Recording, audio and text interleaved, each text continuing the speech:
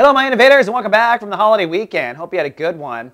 Well, looks like sunny, nesting, and resting today. Almost a 4-day holiday weekend for the Aquariuses. That's because the moon is in Taurus, so emotional focus is pulling you down into survival, into home, into family. And if you're worn out from the holidays today, you may feel really extra sluggish. You may have to get that extra espresso today at Starbucks or wherever it is you go. Coffee, bean, and tea leaf. That's kind of I am anyway. Starbucks has enough money, right?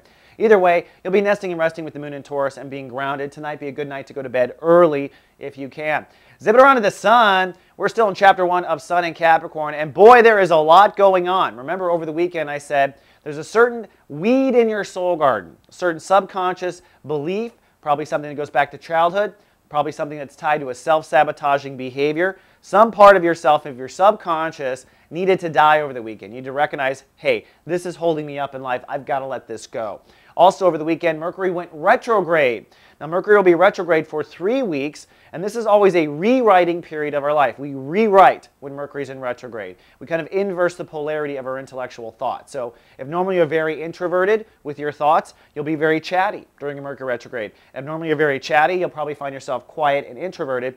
It also means with Mercury in chapter 3 of Capricorn that you're already forward thinking as far as what life will be like without these problems. Okay, so your mind is ahead thinking about life with full faith in the universe, full faith in yourself, and nothing sabotaging yourself. And you're going to start from that perspective today with Mercury retrograde.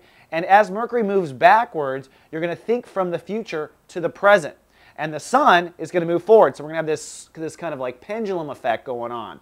And what's going to happen in the next 5 days is you're going to think from the future to the present. You're going to move through the present into the future. And you're going to create a new belief, a new subconscious replacement for the weed behavior that you have removed. So it's going to be a very powerful week as well.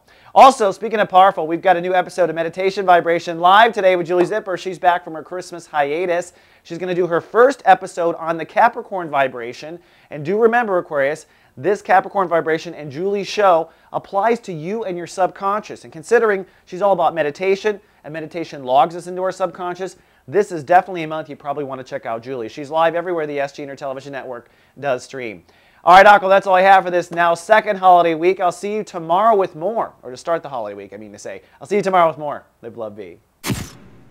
So God.